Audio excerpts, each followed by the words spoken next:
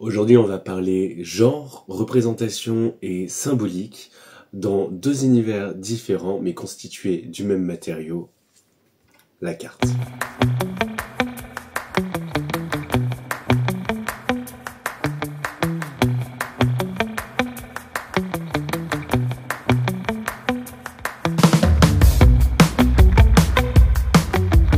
Vous n'êtes pas sans savoir que le public qui est particulièrement intéressé au tarot et aux oracles est principalement constitué de la gente féminine.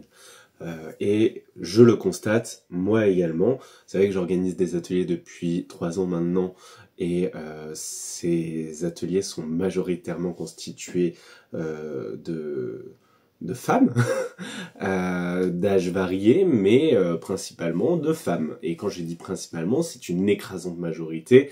Je me suis pas amusé à faire de pourcentage, mais si on y allait comme ça, là, vraiment à l'impression, j'ai à 98% un public féminin, et à chaque fois que j'ai un homme qui participe à l'un de mes ateliers, il y a une sorte de oh là là, on a un homme qui participe aujourd'hui. Et on va essayer de comprendre pourquoi, on va essayer d'aller observer en tout cas cette tendance. Le premier argument qu'on pourrait évoquer, c'est les représentations féminines dans les cartes. Combien trouve-t-on de jeux où il y a des déesses, uniquement des femmes de pouvoir? D'ailleurs, c'est le nom d'un jeu, le jeu des femmes de pouvoir. On a aussi la présence, par exemple, de cette papesse, cette impératrice, cette force féminine, cette tempérance. Là, dans le tarot, je trouve qu'on soit assez équilibré. Il y a aussi cette présence féminine qui est très bien soulignée. Et on pourrait se dire donc que c'est de par cette forte présence que le public s'avère être féminin. Mais moi j'ai plutôt l'impression que c'est prendre les choses à l'envers. Effectivement, lorsqu'on découvre des jeux s'adressant directement à un public féminin, j'ai plutôt la croyance que ces jeux viennent répondre à une demande. Oui, il y a déjà une clientèle féminine pour les oracles et les tarots, donc on prend le parti de créer des jeux qui répondront aux besoins de cette clientèle déjà existante. Peut-être que je me trompe. Peut-être qu'effectivement, c'est la forte représentation du féminin dans les cartes qui attire à ce point les femmes et exclut à ce point les hommes, mais j'ai pas vraiment l'impression que ce soit le nœud de ce sujet. On pourrait aussi parler l'essor du féminin sacré. On parle beaucoup du féminin sacré, des cercles de femmes, et finalement, moi j'ai jamais entendu parler dans le domaine de la spiritualité, ou très rarement, et du coup ça a attiré mon attention parce que effectivement je suis un homme, et d'ailleurs j'espère que je me ferai pas bâcher en commentaire parce que je suis un homme qui s'exprime sur la non-représentativité des femmes et des hommes dans certains milieux. J'avais juste envie de commenter ce sujet, mais en tout cas, on trouve pas de cercle de masculinité, de cercle de femmes, oui, mais de cercle d'hommes autour de la spiritualité. En tout cas, j'ai du mal à en trouver.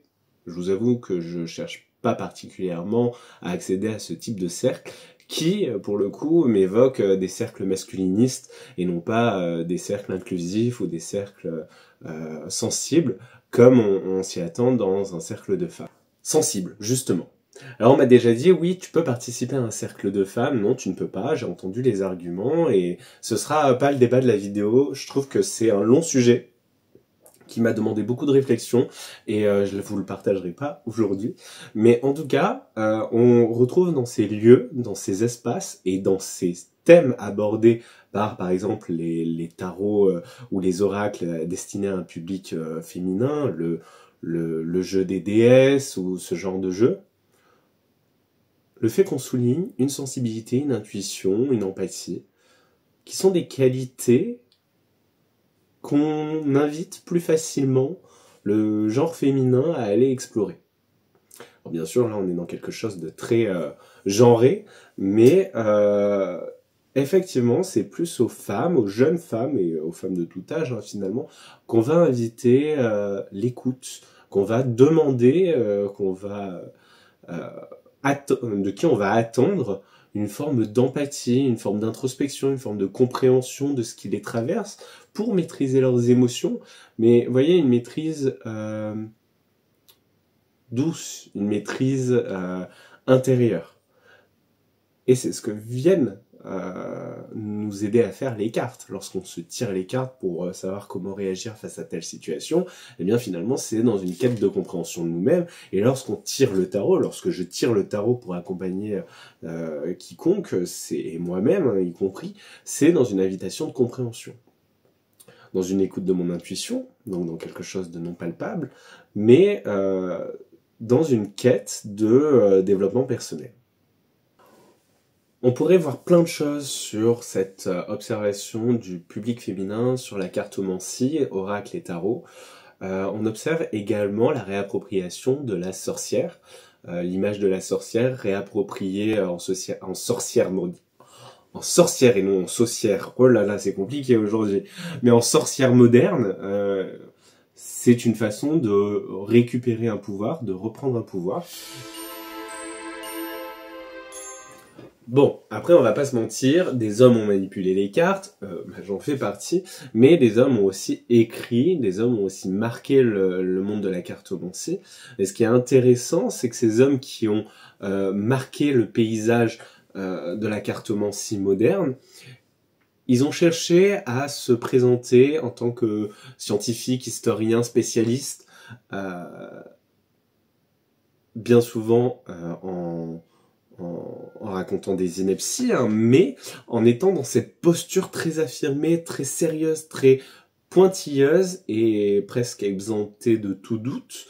Ce qui est quand même génial parce que la cartomancie, c'est beau d'arriver à un point de non-doute comme certains l'ont fait, et surtout pour dire de pareilles inepties. C'est un autre sujet, mais peu. Et pourtant, c'est quand même affligeant de voir que ces hommes ont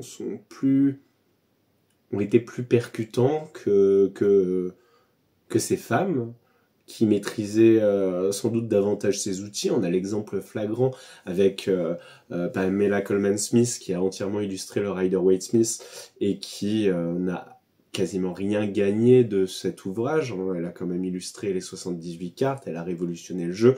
Aujourd'hui, c'est le jeu le plus utilisé dans le monde. Et elle a été invisibilisée pendant plusieurs décennies.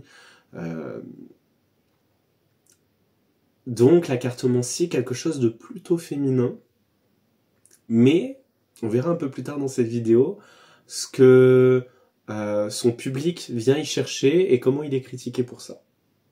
Mais avant, je vais vous parler d'un autre domaine où on utilise également des cartes, mais d'une toute autre manière, et vous allez voir, ce sont des hommes.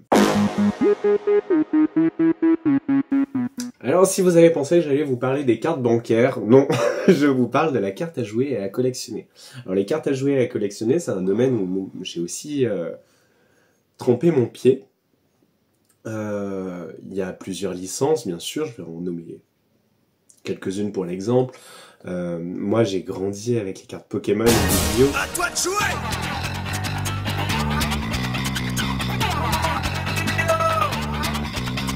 C'est l'heure du duel! Avec les dessins animés à la télé, en les collectionnant, les échangeant avec les camarades dans la cour de récré, en vivant le fait que ce soit interdit dans les écoles, et du coup de le faire de façon dissimulée dans un coin caché de la cour de récré. Ça a bercé mon enfance et ça m'a accompagné jusqu'à l'âge adulte où je me suis passionné pour un autre jeu de cartes à jouer et à collectionner, Magic the Gathering. Alors, ce sont des cartes, hein, vous voyez, là on a une carte à jouer et à collectionner, ici on a une carte de tarot, et on y fait totalement autre chose. Généralement sur ces cartes, on a le nom de la carte, comme sur une carte d'oracle, on va avoir un descriptif de ses effets.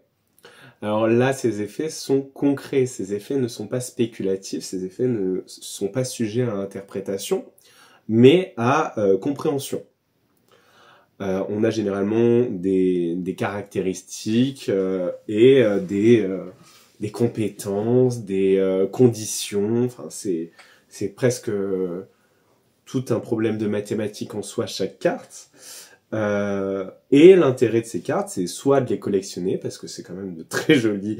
enfin, personnellement, moi je trouve que... Et je pense qu'on est nombreux, parce que... on est nombreux dans cette communauté-là. Les chiffres d'affaires sont quand même titanesques. Je vais vous présenter là. C'est un domaine qui est principalement masculin. Lorsque, en tout cas dans les milieux où j'ai évolué, dans les tournois auxquels j'ai participé, les femmes étaient très peu représentées. Pourtant, c'est une activité qui est totalement mixte. Hein, il n'y a pas des compétitions hommes, des compétitions femmes. On est vraiment dans un loisir mixte et ouvert à tous et à toutes. Et pourtant, il y a plus d'hommes. Je vais vous continuer à vous présenter en fait comment particulièrement se passe un jeu de Magic, comment vivent l'expérience les personnes qui jouent aux cartes Magic the Gathering. Et après, on passera à l'interprétation de pourquoi c'est plus un public masculin. Alors, dans le jeu Magic the Gathering, vous devez constituer un deck. Voilà, un deck. Il peut y avoir une condition de minimum et maximum de cartes. Je crois qu'il faut avoir au minimum 40 cartes, qu'on ne peut pas avoir des cartes en plus de 4 ou 2 fois, je ne sais plus. Et ce deck va être donc assez aléatoire, on piochera 7 cartes et on devra commencer la partie ainsi. Donc on est assez assujetti au hasard, et le but étant d'affronter un camarade ou une camarade, mais bon, vous l'avez compris, il y en a beaucoup moins que d'hommes, et de remporter la partie en faisant tomber ses points de vie à 0, son score à 0, avec des attaques et des défenses. C'est très centré autour du calcul, de la réactivité, puisque on est aussi sujet à piger des cartes et à agir avec celles qui sont dans nos mains. Et en même temps, il y a de l'anticipation, puisque on va pouvoir constituer, là où dans un tarot ou un oracle, on ne choisit pas les cartes qui sont dans les acquières, et puis après on les tire. C'est très rare qu'on se dise, bah moi je vais enlever celle-là parce qu'elle me convient pas, et puis je vais plutôt rajouter celle-là. Ça pourrait être un exercice très intéressant de prendre plusieurs de vos oracles et de constituer un jeu pour faire un tirage. Mais ce n'est pas le cas. En tout cas, enfin c'est pas le cas, c'est pas l'usage qu'on en fait traditionnellement. Tandis que dans les cartes à jouer et à collectionner, eh bien, on va constituer un deck. Ce deck, on va le constituer de plusieurs manières, soit par rapport à vraiment des enjeux stratégiques, des cartes qui sont fortes durant la période, ou des cartes qui vont nous attirer, parce qu'il y a aussi ça, un esthétisme. Je pense par exemple à Magic the Gathering qui propose différentes espèces dans son bestiaire. On connaît des decks de vampires, des decks d'elfes, des decks de fées, des decks de gnomes, des decks de guerriers, des decks de dragons. Bref, je pourrais faire ça toute la journée. En tout cas, ils s'amusent à faire ça toute la journée. Je me suis amusé à faire ça toute la journée et c'était assez grisant de participer à ces tournois, de participer à ces joutes et d'apprendre à rebondir lors de ces affrontements. Mais on va voir que pourquoi ça attire principalement un public masculin. Et ça, on va le voir un peu plus tard. Revenons-en aux femmes et à la cartomancie. Ça fait très genré comme vidéo, mais en même temps, je trouve que c'est assez chouette de l'observer comme ça, de façon assez compartimentée. Après, je vous laisserai le soin de mettre toute la nuance par rapport à votre propre sensibilité. Moi-même, regardez, je tire les cartes, je me sens pas exclu du tarot, mais on observe quand même que pour tirer les cartes, oracle et tarot, c'est une invitation à se remettre en question. Je vous l'ai déjà dit tout à l'heure, c'est une invitation à se comprendre. C'est une invitation aussi à s'en remettre au hasard pour prendre des décisions. C'est une invitation à se questionner sur nos lendemains, sur les choses qui nous échappent. Et ce sujet-là, il est quand même vachement moins accepté auprès de la gente masculine. On accepte beaucoup moins qu'un homme ne maîtrise pas totalement sa vie. On accepte beaucoup moins qu'un homme s'en remette à un horoscope. Là, on va trouver ça peut-être futile de la part d'une femme ou alors attachant. De la part d'un homme, on va trouver ça bizarre. La société aura plus facilement tendance à pointer du doigt les hommes comme fragiles s'ils ne sont pas en pleine maîtrise de leur futur. Ce qui est totalement impossible.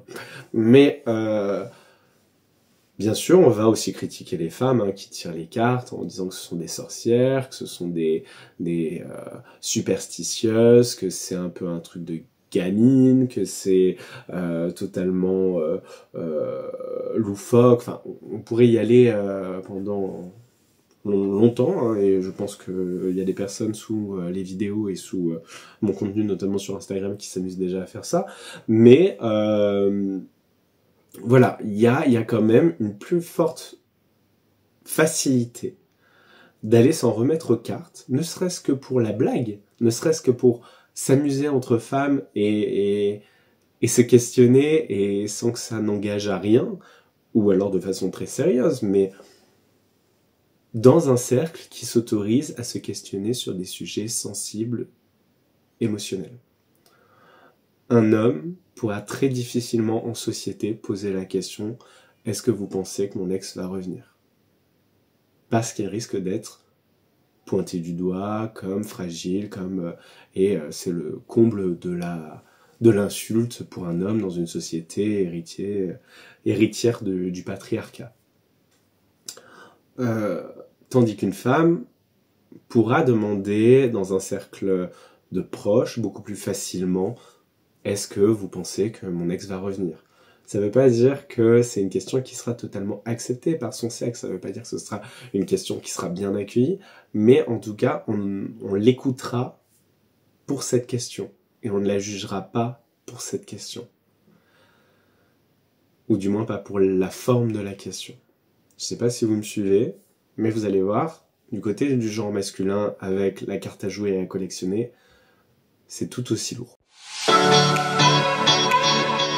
Alors, du côté de la carte à jouer et à collectionner, pourquoi ça plaît à autant d'hommes ? Eh bien, parce que il y a un côté stratège, un côté anticipation, un côté j'agis avec ce que le hasard me propose, et néanmoins, ils sont tout aussi critiqués. Ce sont des grands gamins, mais pas dans le sens bienveillant du terme. C'est des gosses, des personnes qui n'ont pas pris en maturité. Alors que, finalement, un jeu de société, on a démontré que jouer à des jeux de société, c'était super important pour notre matière grise, notamment, pour aussi notre sociabilité, et c'est quand même assez dingue que ce soit à ce point matraqué, parce qu'on va toujours souligner les comportements les plus extrêmes, l'image du geek le plus reclus, pour caricaturer la personne. Tout comme tout à l'heure, on aurait pu utiliser l'image de la sorcière pour caricaturer les femmes qui tirent les cartes. Ici, les hommes qui jouent aux cartes à jouer et à collectionner sont caricaturés comme des enfants qui n'auraient pas grandi, et pas dans un syndrome de Peter Pan sympathique, mais plutôt comme quelqu'un d'assez reboutant parce qu'il ne serait pas assez solide, pas assez fort. Pourquoi, cependant, la jante masculine y accède et pas la jante féminine ? Eh bien parce que c'est souvent, tout le temps, quasiment, enrobé d'un champ lexical et d'un contexte de guerre, où il y a un combat. Je vous ai dit tout à l'heure qu'il fallait faire tomber les points de vie de son adversaire à 0. On cherche à mettre à mort l'autre. On cherche aussi du coup à asseoir sa dominance, son pouvoir, démontrer qu'on est le plus fort. Ça, c'est vraiment un champ lexical qu'on a, avec lequel on a biberonné la jante masculine pendant plusieurs siècles.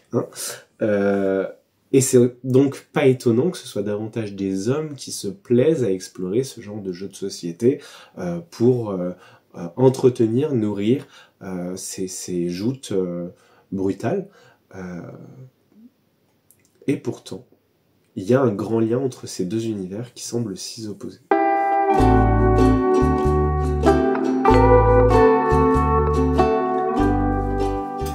vous ai dit un grand lien, mais en fait, il y en a deux. Le premier, le plus évident, c'est l'esthétisme de la carte. La carte, c'est un objet qui attire et qui fascine.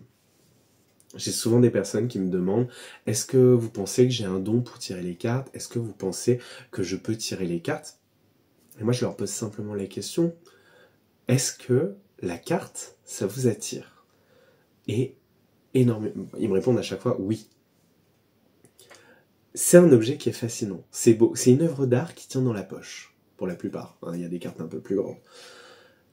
Et il y a une déclinaison d'une carte à l'autre, on n'a pas la même image, on a tout un décor différent, et que ce soit dans un tarot, dans un oracle ou dans les cartes à jouer, on a un soin apporté à l'esthétisme, mais un soin dingue. On a des artistes qui travaillent comme des acharnés pour apporter tout ça et nourrir tout ce public qui en est si fan, que ce soit un public féminin pour les cartes de cartomancie et un public masculin pour les cartes à jouer et à collectionner.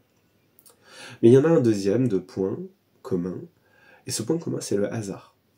Lorsqu'on tire les cartes en cartomancie, on s'en remet au hasard pour prendre du recul sur ce qui nous arrive et donc observer les choses sous un angle différent.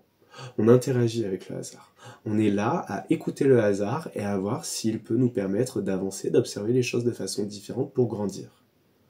Et ça, c'est principalement des femmes qui s'autorisent à aller dans ce champ-là. Mais il y a un autre champ du hasard, et ce champ-là, c'est un champ plus exploré par la jante masculine, celui de la carte à jouer et à collectionner, parce que on va essayer de contrôler le hasard avec des conditions qui nous sont données, c'est-à-dire créer un jeu de 40 cartes avec des limites, ne pas avoir plus de 2 fois le même exemplaire de cartes dans ce jeu, et donc on a un jeu aléatoire, et par rapport à notre main de départ, par rapport aux cartes qu'on pioche dans le premier tour de jeu, on doit réagir. Et en plus de ça, c'est un hasard qu'on complexifie encore plus parce qu'il doit réagir à la personne qui se présente en face de nous.